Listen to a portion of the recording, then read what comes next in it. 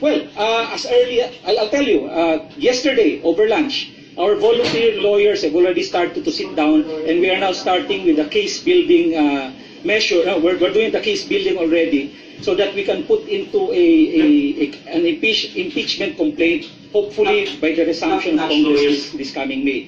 And we can ask even Speaker Alvarez himself, to sponsor or to sponsor the impeachment complaint. Mas maganda nga sa amin dahil I already have gotten around 300 people who wants to sign the impeachment complaint. At kung hindi ako nagkakamali, itong mga tao rito, gusto rin pumirma ng impeachment complaint. Nagsalita na si Vice President Leni Robredo matapos sabihin ni House Speaker Pantaleon Alvarez na pinag-aaralan niyang sampahan ng impeachment complaint si Robredo dahil sa betrayal of public trust. Tinutukan yan, Rida Reyes. May basihan at totoo raw ang pahayag ni Vice President Leni Robredo sa kanyang video message na ipinalabas sa United Nations on Narcotic Drugs sa Vienna, Austria noong Pebrero, kung saan isiniwalat niya ang umano'y palit-ulo scheme na nangyayari daw sa gitna ng kampanya kontra droga ng pamahalaan. Ayon kay Robredo, sumulat siya sa DILG at PNP para beripikahin at humingi ng datos kaugnay rito, pero wala raw tumugon. At very factual yun kasi yung mga tao naman na lumalapit sa amin, humihingi ng proteksyon, humihingi ng tulong. Alangan namang wala kaming gawin. Ayon kay Robredo, Pebrero pa nila naisumite ang video sa UN. Kaya wala raw itong kinalaman sa pagpapalabas nito sa parehong araw ng paghahain ng impeachment complaint ni Magdalo Party's Representative Gary Alejano laban kay Pangulong Duterte sa Kamara. Pinag-aaralan ni Speaker Pantaleon Alvarez kung pwedeng basihan ng impeachment ang video message ni Robredo. Dagdag pa ni Alvarez, hindi niya matawag na Vice President si Robredo dahil hindi niya alam kung nanalo nga ito noong nakaraang eleksyon. Merong grand design na yun nga, patalsikin yung ating Pangulo at ito ay pinangungunahan ng ating ni Leni Robredo. Hindi ko naman matawag na Vice President dahil hindi tayo sigurado kung talaga nanalo yan. Siya ay nagmamadali sa paningin ko na maluklok bilang Pangulo dahil nga dito sa nabinbin na petisyon baka pupayagan ng Supreme Court na bilangin yung resulta ng nakaraang halalan at maaring alam niya siguro na talagang baka may problema. Ilang beses naman inulit ng ating Pangulo na sigurado siyang hindi ako kabahagi sa kahit anong destabilization plot.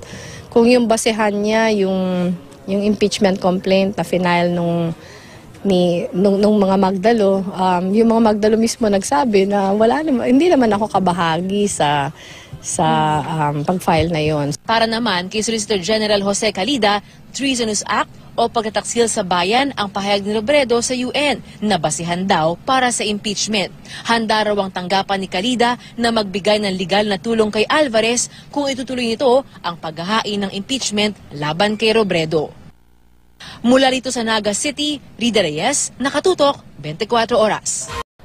May buwelta naman si Vice President Leni Robredo sa plano umanong paghahain ng impeachment complaint laban sa kanya ni House Speaker Pantaleon Alvarez. Mula sa Naga City, may ulat on the spot si Rida Reyes. Rida? Yes, Marie, sa unang pagkakataon ay sinagot ni Vice President Leni Robredo ang ilang isyung politikal na nagsasangkot sa kanyang pangalan. Una na rito ang tungkol sa pinaplanong paghahain ng impeachment complaint ni House Speaker Pantaleon Alvarez laban sa pangalawang Pangulo dahil umano sa betrayal of public trust. Marie, sagot ni Robredo, hindi niya alam kung ano ang basehan ng naging pahayag ni Alvarez, lalo pat paulit-ulit naman daw na sinasabi ni Pangulong Duterte na wala siyang kinalaman sa anumang destabilization plot laban sa administrasyon. Maski nga raw si Magdalo Party List Representative Gary Alejano na naghain ng kamakailan ng impeachment complaint laban kay Pangulong Duterte, nilinaw na walang nalalaman tungkol dito si Robredo. Ipinagtanggol din ng pangalawang Pangulo ang video message na kanyang isinumite sa UN Commission on Narcotics na nagsisiwalat ng umano'y palit-ulo scheme na nagaganap sa gitna ng kampanya ng gobyerno kontra droga. Hindi raw totoo na isinabay ang paglalabas ng report sa mismong araw ng paghahain ng impeachment complaint laban sa Pangulo dahil nitong Pebrero pa raw nang isinumite ng OVP o ng Office of the Vice President ang report sa UN Commission. Nagkataon lamang daw na ngayon lumabas ang video dahil ginamit ito sa isang international conference ngayong linggo. Katunayan, Maris, Enero pa nga lang daw ay sinubukan pa raw ng kanyang kampo na i-verify ang impormasyon at humingi ng datos mula sa DILG at sa PNP pero hindi raw ito sumagot sa kanilang liham. Tinitiyak naman ni Robredo na totoo at based on facts lamang ang laman ng report dahil galing daw ito mismo sa mga taong lumapit sa kanyang tanggapan para humingi ng proteksyon mula sa PNP. At kaugnay naman Maris ng kaliwatkan ng pambabatikos na tinatanggap umano ni Robredo sa kanyang mga kritiko, sagot ng pangalawang Pangulo, hindi na lamang daw niya ito papatulan. Narito ngayon si Robredo sa Naga City para dumalo sa ilang mga pagtitipon kung saan siya inimbitahan bilang kanilang panauhing pandangal. Maris. Maraming salamat, Rida Reyes. Kasunod na reklamo impeachment laban sa Pangulo, si Vice President Leni Robredo naman ang pinag-aaralang sampahan niyan ni House Speaker Pantaleon Alvarez. Ang kanyang dahilan at ang tugon ng kampo ng bise sa report ng saksing si Tina Panganiban Perez. They told us of the Palit-Ulo scheme, which literally means exchange heads, where the wife or husband or relative of a person in a so-called drug list will be taken if the person himself could not be found. Ang videong itong ibinigay ni Vice President Leni Robredo sa United Nations at pumuna sa mga patayan kaugnay ng war on drugs ng gobyerno, pinag-aaralan na ni Speaker Pantaleon Alvarez kung mauuwi sa impeachment. Pinag-aaralan ko yung kanyang pagpapadala ng video na pinapalabas ngayon sa United Nations kung ito ba ay betrayal of public trust. Iniugnay rin ni Alvarez ang pagsusumbong ni Robredo sa United Nations sa impeachment complaint na inihain laban kay Pangulong Rodrigo Duterte ni Magdalo Party List Representative Gary Alejano. Para sa akin, yung pananaw ko, ito ay parang orchestrated, no, yung moves. Parang merong grand design na yun nga, patalsikin yung ating Pangulo. At ito ay pinangungunahan ng ating ni Leni Robredo. No? Siya ay nagmamadali sa paningin ko na maluklok bilang Pangulo. Dahil nga dito sa nabinbin na petisyon, baka pupayagan ng Supreme Court na bilangin yung resulta ng nakaraang halalan. Sabi ni Presidential Spokesman Ernie Abella, ang impeachment complaint laban sa Pangulo ay latest sa pinondohang destabilization campaign. At sa kabila ng pag-dismiss noon ng Pangulo sa papel ni Robredo sa destabilization, pero hindi ko sila sabi na kasali yan si Leni. I don't want to drag her name. So hindi totoo na ako half of the life of me. Ito may Diyos man. ang release daw ng kanyang video at ang filing ng impeachment laban sa Pangulo sa parehong araw ay mahirap paniwala ang nagkataon lang. Dagdag naman ng Chief Presidential Legal Counsel. Nagkakapareho. Okay. Ang galaw nila. Kung paulit-ulit na wala ka naman prema, like sasabihin mong itong presidente ito ay mamamatay tao, itong presidente itong corrupt, wala ka naman pinipresentang ebidensya, talagang sinisiraan mo lang at dinidestabilize mo ang gobyerno. Tumanggi magbigay reaksyon si Vice President Robredo na buong araw nag-ikot sa Naga City. Pero sabi ng kanyang tagapagsalita, mismo pong yung nag-file ng impeachment, mismo si Magdalo Party List Rep. Gary Alejano ang nagsabi na tanging ang Magdalo Group lamang ang nasa likod ng impeachment na ito at malinaw na sinasabi niyang walang kinalaman si VP Leni. Pero hindi siya part ng isang Ako destabilization. tingin ko as a person, mukha namang hindi. itinanggi naman mismo ni Alejano na may kinalaman si Robredo o ang Liberal Party sa reklamong impeachment laban sa Pangulo. Hindi rin daw totoong bahagi ito ng destabilization plot, kaya nga sumunod sila sa prosesong itinakda ng konstitusyon. Doon sa aming opening statements kahapon, sinabi po natin maliwanag na wala pong extra legal ho dito. Lahat to ay legal. Ako si Tina Panganiban Perez, ang inyong saksi. Magandang umaga, narito na ang PTV News Break. Pinag-aaralan na ni House Speaker Pantaleon Alvarez ang posibleng paghahain ng impeachment complaint laban kay Vice President Leni Robredo. Ang kay Alvarez, pasok sa kategoryang betrayal of public trust ang ipinadlang video ni Robredo sa United Nations na bumabati ko sa anti-illegal drugs campaign ng gobyerno. Sinabi pa ng House Speaker na sa oras na makumpleto na ang pag-aaral at mayroon ng rekomendasyon ang kanilang mga abogado ay kanilaan niya itong itutuloy ang paghahain ng impeachment complaint laban sa pangalawang Pangulo. Una rito iniugnay din ng mga kaalyado ng Pangulo si Robredo na nasa likod ng inihain namang impeachment complaint laban sa Pangulong Rodrigo Duterte. Gusto ko lamang kausapin itong si fake VP Leni ng seryoso. Madam Leni, alam mo, Hindi ko maintindihan kung bakit ganyan ang iyong ugali. Hindi ka na ba nakokonsensya sa ginagawa mo? Dahil sa pansarili mong interes, sinisiraan mo hindi lang si Pangulong Duterte. Sinisira mo ang ating bayan. Oo, bayan na natin ang sinisira mo. Hirap na nga ang ating Pangulo na ayusin ang ating bayan. Ikaw ano? Sinisira mo ang imahe ng Pilipinas sa international community dahil gusto mo lamang maging Pangulo? Lahat ng pinagsasabi mo sa speech mo ay pawang pang-aakusa ng walang katibayan. Ano ngayon ang tawag sa'yo? Eh di isa kang malaking fake news. Galit na galit ka sa mga troll ko, no? Pero ikaw nagpapakalat ka ng fake news. Mahiya ka naman. Binanggit mo ang palit ulo, pero hindi mo alam ang ibig sabihin nito. Ang ibig sabihin ng palit ulo ay pag nahuli ang adik, maaari siyang magsumbong ng bigger fish bilang kapalit niya. Sabi nga ni Presidential Spokesperson Abella, quote, "While Robredo has the right to speak freely on matters of public concern, she also has the responsibility to be careful with her statements, especially avoiding unfounded allegations from questionable sources," unquote. Sa madaling salita, Lenny, makinig ka. Bobo ka! Isama mo na lahat ng mga staff mo dyan sa Office of the Vice President. Kayo. Lahat kayo, bobo! Hindi muna nyo ini-research bago nyo pinagsalita ang boba nyong amo.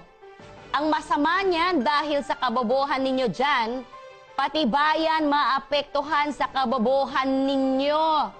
Dapat ang itawag sa inyo ay Office of the Bobo Vice President. Sayang binabayad ng tax sa inyo ng taong bayan sa kamangmangan ninyo. Kaya ikaw, Lenny ka, panira ka sa bayan natin, masyado kang ambisyosang etyoserang frog na maging Pangulo. Kung talagang concerned ka sa katotohanan, ng tulad ng sinabi mo sa speech mo, ang dapat mong imbestigahan ay yung pagkamatay ng asawa mo. Bakit nila ni-raid ang kondo ng asawa mo pagkamatay niya? Hindi ka ba concerned kung sino ang pumatay sa asawa mo? O kung bakit pinapatay ang asawa mo? O baka naman kasangkot ka? Nagtatanong lang naman ako. Yan ang pagkaabalahan mo. Hindi yung pinaiimbestigahan mo ay ang mga namamatay na mga adik. Matanong nga kita, dumalaw ka na ba sa mga nabiktima ng mga kriminal o ng mga adik na to? Tila kasi masyado kang concerned sa mga adik. Lugi na ba ang negosyo? Tanong lang naman. Sasabihin mo pa mahihirap lang ang biktima ng drug war. Tanga ka na naman eh. Yung nga isang drug protector na kapartido mo nakakulong na, ha? Mahirap yun? Big fish nga, di ba? Balyena na nga eh. Squatter ba si De Lima? Ay nako, yung mga napapatay na mga drug lord, mahirap ba yung mga yan? Tanungin na lang kita, kung ang mahihirap ang puntirya at naapektuhan ng drug war, bakit pag tinanong mo ang mahihirap, suportado pa rin nila si Pangulong Duterte? Kasi nga sinungaling ka at fake news ka. May suggestion ako sa'yo, ha? Huwag mong araw-arawin ang katangahan mo. Bumili ka ng utak at hindi na mga mamamahaling damit. Nakakahawa na yung katangahan mo. Pasensya na mga ka-DDS, dahil ramdam ko rin ang galit nyo sa paninira ng babaeng ito sa ating bayan. Sobra lang talaga nakakagalit ang kabobohan ng babae na to. Sana kung wala siyang nadadamay, ha? Ang problema, dinadamay niya ang buong bayan natin eh. Masyado na kasing halata ang galawan nila. Una, sinisiraan ng Pilipinas sa international media. Ito namang mga lokal na mga prostitutes natin, puro pera ang iniisip kesa sa kapakanan ng bayan. Tapos ngayon, mag-file ng impeachment case sa ating Pangulo, itong mga magdalong Dati akala ko, itong mga magdalo ay makabayan. Yun pala, mga ambisyosong mga bayarang sundalo rin. Katulad ng amo nilang si Trollanes. Sigurado akong kinakahiya kayo ng mga kasamahan ninyo sa militar. Tapos ngayon, biglang sumbong sa United Nations. Kasi alam nila, wala na silang naloloko pang mga Pilipino. Ay, nako mga ka-DDS, hanggang dito na lamang po. At umiidit na po ang aking ulo dahil nararamdaman ko po ang inyong galit.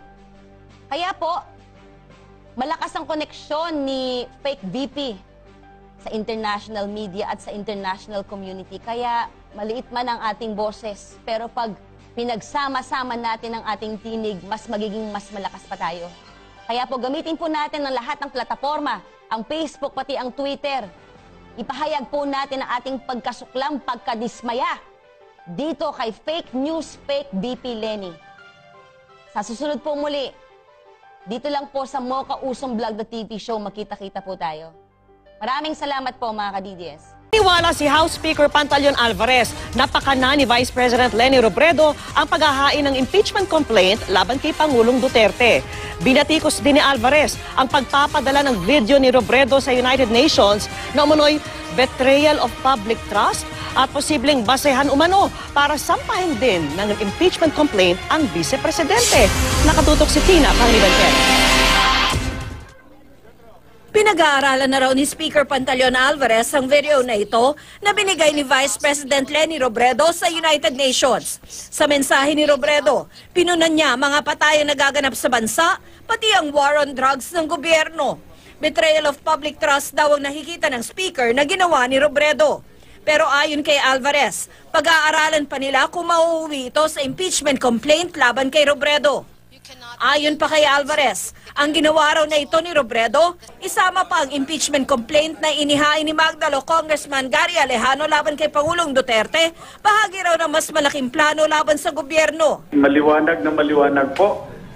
Nakita mo naman po natin na kahit na doon sa United Nations ay nagpadala pa siya ng tape. Sa tingin ko talagang walang basihan at ito ay nagmamadali lamang dahil malamang natatakot siya na pag binilang yung resulta ng eleksyon ay talagang hindi iaabot. Are we saying, Speaker, na ito pong impeachment complaint may direct hand si VP Leni dito?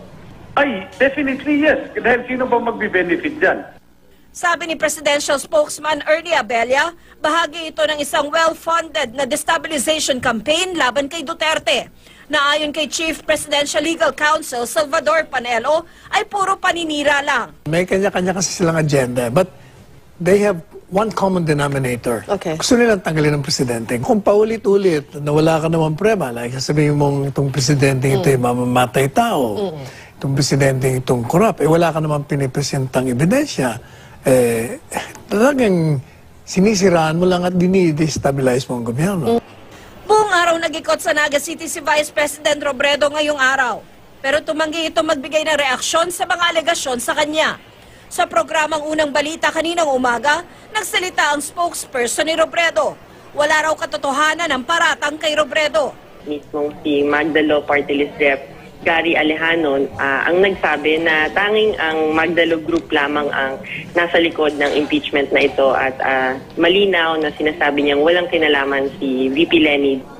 Mismong si Alejano naman, sinabing walang kinalaman si Robredo o maging ang Liberal Party sa Duterte impeachment. Hindi rin daw totoong bahagi ng destabilization plot ang inihain niyang impeachment complaint. Doon sa aming opening statements kahapon, sinabi po natin maliwanag na wala pong extra legal ho dito. Lahat ho ay legal. At kung babalik ho tayo doon sa nakaraan, tama po yan, dating sundalo po kami na nag-akla sa laban sa gobyerno. Kaya nga kami nagdesisyon na pumasok sa mainstream at dumaan sa proseso. Tina Panganiban Perez, Nakatutok, 24 Oras. Naniniwala si House Speaker Pantaleon Alvarez na may kinalaman si Vice President Leni Robredo sa inihaing impeachment complaint laban kay Pangulong Duterte. Mariin itong itinanggi ng kampo ng Vice Presidente. Paniwala ni House Speaker Pantaleon Alvarez, posibleng bahagi ang inihaing impeachment complaint laban kay Pangulong Duterte sa plano umanong iluklok sa pwesto si Vice President Leni Robredo. Anything is possible, ano? Kasi nga, merong isang babae dyan na nagmamadali, gustong pumalit sa ating Pangulo. Pwede po na merong destabilization. Pinatutungkalan niyo po ay si Vice President Robredo po. Si Leni Robredo. Pangunahing basihan ni Alvarez sa kanyang pahayag, ang video message ng Vice Presidente na ipapalabas daw sa United Nations kaugnay ng umano'y extrajudicial killing sa bansa.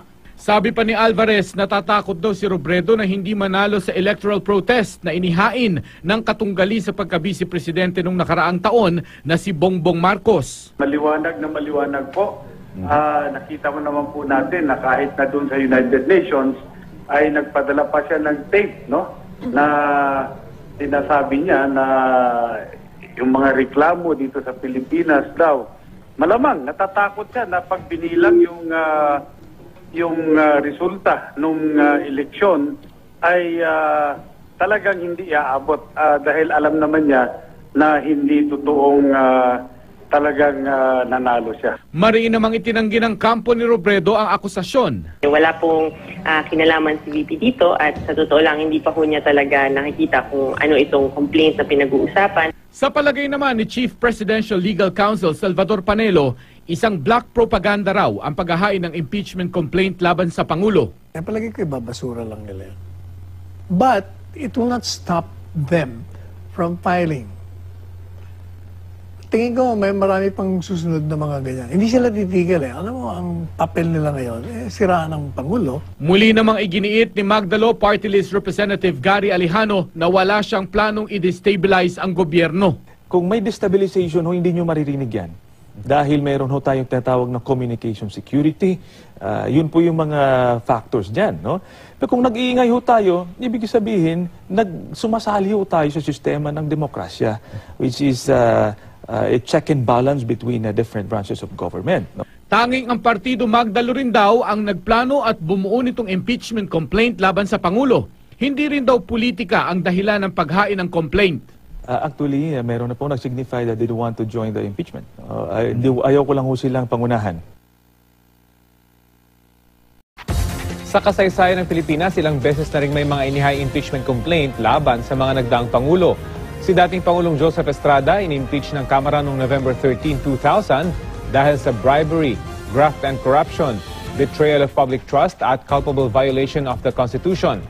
Gumulong ang impeachment trial sa Senado pero nilisan Estrada ang Malacanang sa gitna ng mga protestang tinaguriang EDSA 2. Matapos ang EDSA 2, naluklok sa pagkapangulo si Gloria Macapagal Arroyo na makailang beses ding naharap sa banta ng impeachment. Mula 2005 hanggang 2008, sinampahan si Arroyo ng impeachment complaints na nagugat sa ilang issue tulad ng Hello Garci controversy, manumalyang NBN-ZTE deal at fertilizer fund scam. Wala sa mga ito ang nakalusot sa Kamara. 4 na impeachment complaint naman ang inihain laban kay dating Pangulong Benigno Aquino III dahil naman sa kinukwestiyong disbursement acceleration program at sa pagsasabata sa Enhanced Defense Cooperation Agreement sa pagitan ng Pilipinas at Amerika o ang EDCA. Wala pang opisyal na bilang ang tinuguriang supermajority sa Kamara ngayong naharap sa unang impeachment complaint si Pangulong Rodrigo Duterte. Pero kung pagbabasehan na naging botohan sa death penalty bill na isinulong ng administrasyon, malaki ang lamang ng mga pumabor dito na mahigit 200 kongresista habang mahigit 50 lang ang kumontra rito. Na-impeach din si dating Ombudsman Merceditas Gutierrez noong 2011 pero nagbitiw ito sa pwesto bago pa man gumulong ang paglilitis. Ang tanging impeachment sa bansa na nauwi sa conviction ay ang impeachment trial ni yumaong Chief Justice Renato Corona noong 2012 dahil sa kanyang mga ari-arian umanong hindi idineklara sa kanyang Statement of Assets, Liabilities and Net Worth o SALN. Sa ating saligang batas, impeachable ang Pangulo, Pangalawang Pangulo, mga maestrado ng Korte Suprema, Ombudsman at mga membro ng Commission on Elections Commission on Audit at Civil Service Commission. Attorney Panelo. Magandang umaga din. Okay. Ano po ang reaksyon ng Pangulo tungkol dito sa impeachment complaint na inihain po ng Magdalo Party List sa Kamara? Wala, hindi niya pinapansin. Kasi yung mga nakalagay niya, parang nilagay lang sa papel yung mga dati nilang mga akusasyon, mga aligasyon na wala namang preba. Ulit-ulit lang. Alam mo, intention niya, propaganda lang. Propaganda? Yes, the fact alone na pinail nila ngayon na wala namang session ng Kongreso na eh. Ibig sabihin, gagamitin nila yung ilang linggong propaganda. Siyempre, pag session na, umpisa na naman. Sunod-sunod yung kanilang propaganda. So, bakit po ganito yung timing? Kasi sinabi kanina sa atin ni Representative Gary Alejano na talagang tiniming nila na on the last, yung bago nga mag-recess talaga yung Kongreso. Bakit sa tingin ninyo? Para mas matagal ang propaganda. Kasi kung pinail nila during the session, yun lang ang umpisa ng propaganda ng impeachment. Pero by filing it now, di mas mahaba ang propaganda mo. Kasi pagdating ng session, siyempre, di-discuss na naman yan. Ayan na naman. Okay. Kahapon po si Secretary Abella, sabi niya, it seems well-coordinated daw masyado itong pagpa-file ng impeachment complaint at sinasabi niya na ito raw ay parte ng isang destabilization plot? Ganyan na lumalabas. Pero sa akin, tingin naman, may kanya-kanya kasi silang agenda. But they have one common denominator. Okay. Gusto nilang tanggalin ng presidente. Gusto nilang siraan ng presidente. Alright. So, kahit na hindi sila nag-usap-usap siguro, pero yung mga, since yun ang kanilang layunin, nagkakapareho ang mga galaw nila. Medyo popular po na term ngayon yan, yung destabilization, yung phrase na destabilization plot. Lahat po ba ng laban sa administrasyon ay matatawag na destabilizers or parte ng isang destabilization Hindi plot? naman, pero kung paulit-ulit na wala ka naman prema, like sabihin mong itong presidente ito ay mamamatay tao, itong presidente itong corrupt, wala ka naman pinipresentang ebidensya, talagang sinisiraan mo lang at dinidestabilize mo ang gobyerno.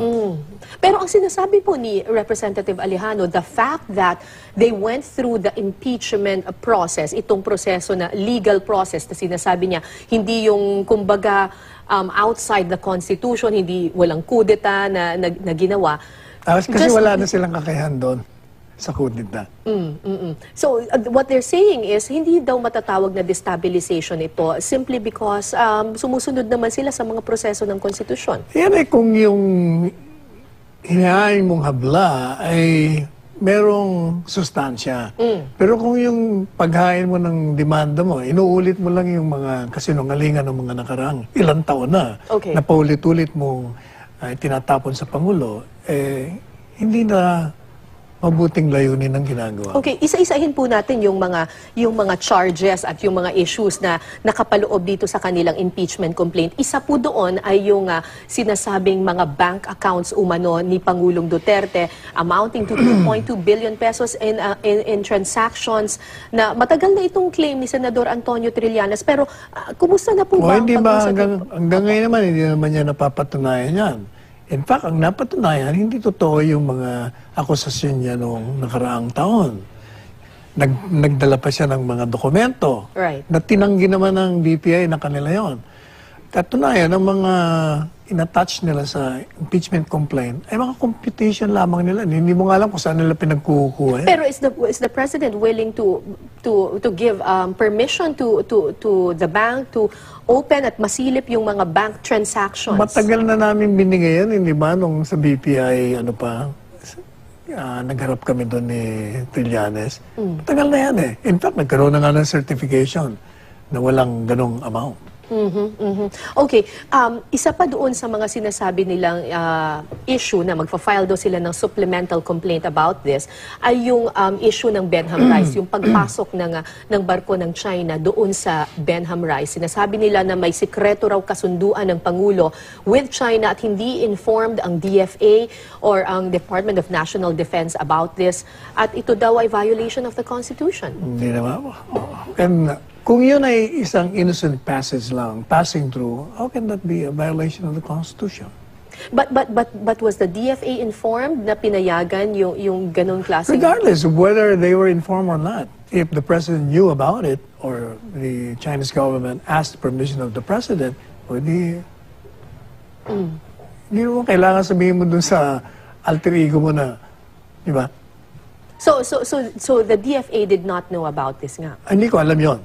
I have no personal knowledge of that. But what I know is, I was talking to the Chinese ambassador kanina. Sabi niya, never namin gagawin yun. In fact, dahil sinabi na nga ng Presidente, alam pa naman yun, nagpaalam. Ang sabi niya, innocent passage, passing through. Okay. Of course, ito yung sinasabi ninyo, matagal na tong issue doon sa Pangulo, yung Davao Death Squad. Kasama rin ito doon sa kanilang mga issue doon sa impeachment complaint. Nakakaawa ang tingnan yung impeachment yan. Nilalagay na nila ng mga testigo nila na nasira na yung credibility during the Senate hearing. Sapagkat yung mga testigo nila, yung si Las Cañas, si Matubato, sinira nila mga sarili nila doon mismo sa pagdinig ng kanilang mga testimonya. Sapagkat nagbabanggaan, nagdidigmaan ng kanilang mga testimonya. As against each other, iba ang story ng isa, iba yung story ng pangalawa. And even against his own testimony, mali rin. I'll point out to you one.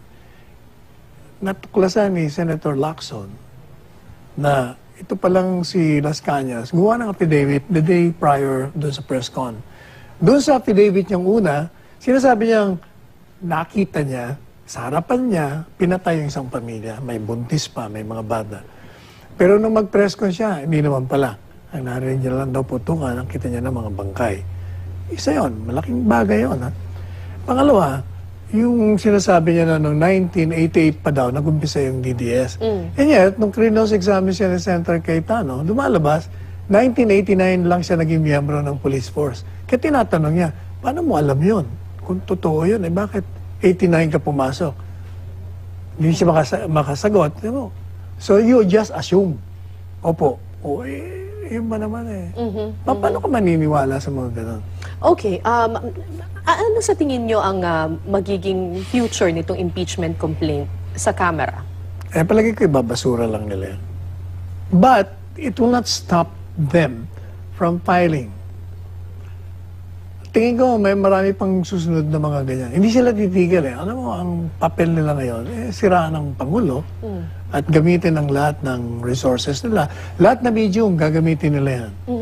Do you think the Vice President is involved in this? Gaya na sinabi ko nga, may kanya-kanya silang agendas. The Vice President, fairness to her, sa tingin ko, mukhang misinformed, misguided. Kasi, gaya nung sinasabi niyang palitulo, medyo hindi niya alam. I know that for a fact. I'm a practicing lawyer. Bago ako pumasok sa gobyerno, yun ang pinag-uusapan namin sa mga kaso, yung palitulo. Ang palitulo, pag nagkaroon ng buy-bust operation at may nahuli kang pusher, ang gagawin ng mga pulis, hindi ka nila i-release. Pero sasabihin nila, i-release ka namin kung ituro mo kung saan nanggaling yung supply mo. So pag tinuro nila, di pupuntahan nila. May bypass na naman. Hanggang makarating sila dun sa source. Kasi huliin mo man yung mga pusher, kung hindi mo naman nakakuha yung source, matutuloy pa rin ang drugs. Hindi yung aarestuin mo yung walang kasalanan. Mali yun. Palagay ko na misinformed. Baka kinuryente siya doon. Siya naman naniwala ka agad. So you were saying she's just misguided and misinformed, pero... Palagay ko. Pero hindi siya part ng isang Ako destabilization tingin ko, as a person, mukha namang hindi. And I don't think the President believes so. Naglabas na rin ng statement ang Pangulo na... Yeah. But, ganyan talaga. Ganyan ang labanan Okay. Ayon sa ilang eksperto, kung hindi raw magtagumpay itong impeachment complaint, pwede daw itong maging daan sa pagfa-file ng kaso laban sa Pangulo sa International Criminal Court. Kasi ang sinasabi, hindi makakapag-prosper ang isang kaso sa ICC kung hindi pa na-exhaust lahat ng legal processes in the country. And if the impeachment complaint fails, then that just means na exhaust na nila lahat ng means. Then pwede na raw mag-file. You cannot say that na na-exhaust mo kung impeachment complaint lang ang final mo. Kung ang demanda mo ay mamamatay tao to, dapat nag-file ka ng criminal case. Yeah, but the President is immune to, di ba? Hindi siya pwedeng file ng kaso. Yan ang yan ang tsorya. Pero meron ding tsoryang pwede. Yeah, but isn't the president immune to suit and the only way out of... Exactly, yan ang sinasabi ko. That's a theory. Pero pwede naman silang pumunta sa Korte Suprema at gibain nila yung tsoryang yan. Di ba? Sabihin nila, hindi pa pwede. Kailangan nasa within the law ka pa rin, kahit ng presidente nga. They haven't tried that. Okay. Because if I were the lawyer of the other side, I would have tried that. O para makita mo na, exhausted the remedies available to us. File ako, wala rin, dinismiss. Alright. Handa na ba yung... Tsaka moreover, nga pala, yung grounds dun sa ICC, genocide saka crimes against humanity, it will not fall. Tanda mo, pag genocide, kailangan intentional act of killing yung isang grupo. So itong almost 8,000 deaths sa war on drugs, hindi yan magpo-fall under Hindi that? naman, kasi unang-una, gaya ng mga pinapaliwanag namin ng una, ito yung resulta ng patayan ng mga miyembro ng sindikato. Kasi yung isang grupo na sumurrender, tinuturo sila kailangan ma-silence mo yung mga yan. Patayin mo mga potential witnesses yun. So they will to kill them. Yun naman mga nag-surrender, syempre they will not allow themselves to be killed. Uunahan ka rin nila. O di nagpababarilan sila. The fact is, marami ang nalalaga sa mga police at mga soldiers. Dahil kung ito is state-initiated, state-organized crimes, di sana walang nalalaga sa atin, sa mga police enforcement officials. Balikan na po natin yung issue ng waiver kasi kayo po yung talagang abogado na tumayo sa isyong ito. Ang sabi po kasi ng mga bank experts, hindi raw po sapat yung inilabas na waiver. Dapat daw account specific ito. May inisyu na bang ganong klase waiver? Special account yun Minakangalan doon yung kanyang account. Hindi totoo yun. Hindi, pero may inisyu nga ba siyang ganong waiver na pwede talagang... Yes, of course.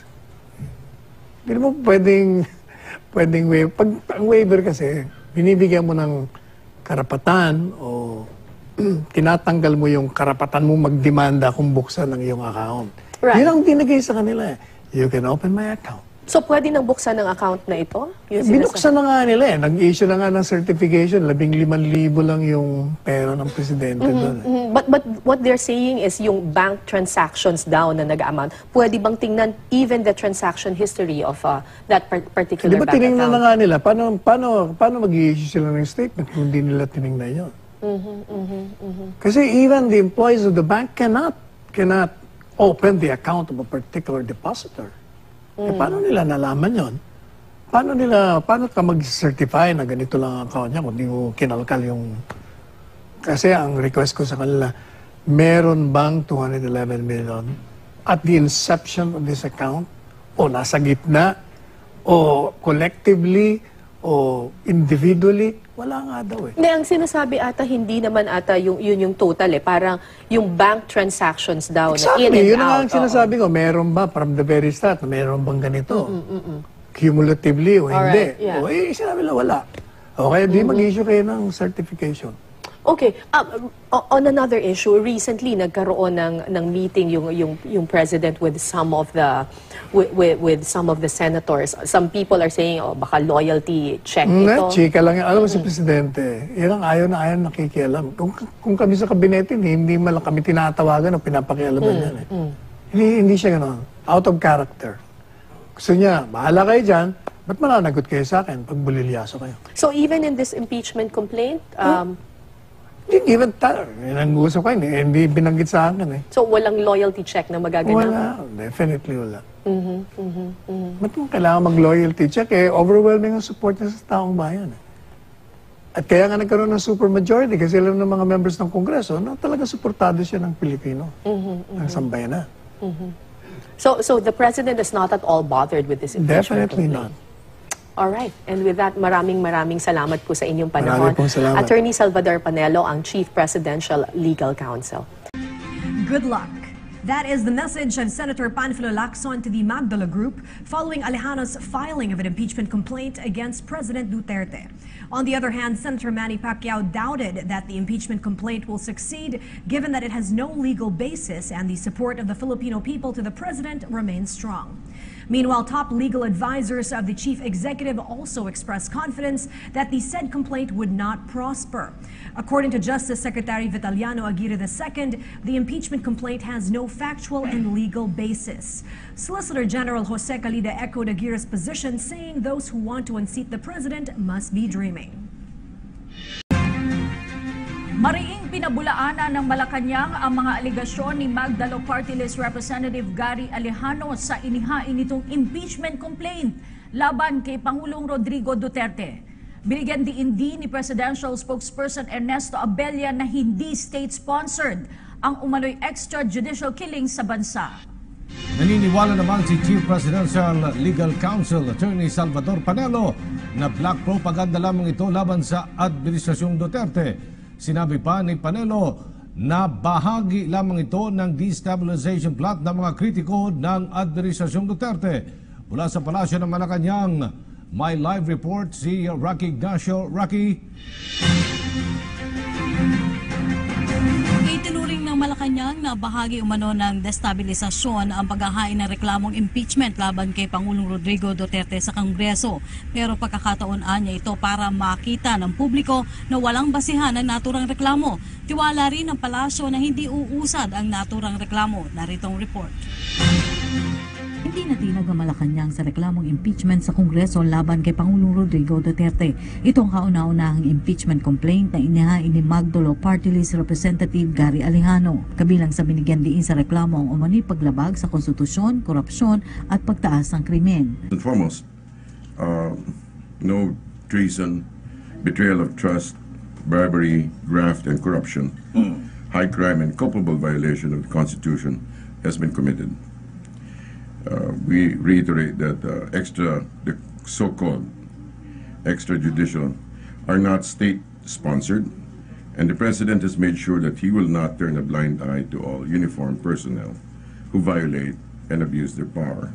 Itinuring naman ni Presidential Chief Legal Counsel Salvador Panelo na black propaganda at walang basihan na naturang reklamo. Tiwala rin ito na hindi uusad ang kasong impeachment sa Pangulo. The impeachment complaint is utterly baseless. There being no basis in fact nor in law. It's intended as a black propaganda against the president in regard to his integrity. Talaga namang walang base-base yung demanda. Bagamat handa ang Pangulo na harapin ang reklamo, naniniwala ang palasyo na bahagi pa rin ito ng malawakang destabilization plot laban sa liderato. No one is truly above the law, not even the President, but the administration upholds due process and is ready for the consequences of its actions that takes consideration above all the interests of the Filipino people. However, having said that, it does seem like part of a larger scheme of things. Nauna nang ibininyag ni Pangulong Duterte ang destabilization plan laban sa kanyang pamunuan. Hindi naman cause of concern na natataranta ang mga tao. Nakikita lang, napapansin. Naniniwala ang Administrasyong Duterte na latak na umano ang mga impormasyong ginagamit laban sa Pangulo. They're trying to make, at this stage it looks like they're scraping the bottom of the barrel, Pagtiyak pa ng palasyo, irirespeto ng Pangulo ang pagiging independent ng Kongreso kasama ng kanyang mga akalyado. The President always allows his allies, so-called, to act independently of him. He has never manipulated in that sense. The way political intrigues are usually sown. No. He is an extremely democratic. Whatever the noise is about the way he makes his choice, he acts, he's always respected the independence of his so-called colleagues. Hindi naman direct na tinukoy ng palasyo kung ang video message ni Vice President Leni Robredo sa annual meeting ng Commission on Narcotic Drugs ay bahagi ng planong pagpapatalsik sa Administrasyong Duterte. Ang mahalagaan niya nakatuon ng Pangulo sa pagpapabuti ng Estado ng Pilipinas. reklamong impeachment, naniniwala pa rin ang Malacanang na nananatili ang mataas na tiwala at kumpiyansa ng taong bayan sa Pangulo. Para sa PTV News, Rocky Ignacio. Maraming salamat, Rocky Ignacio.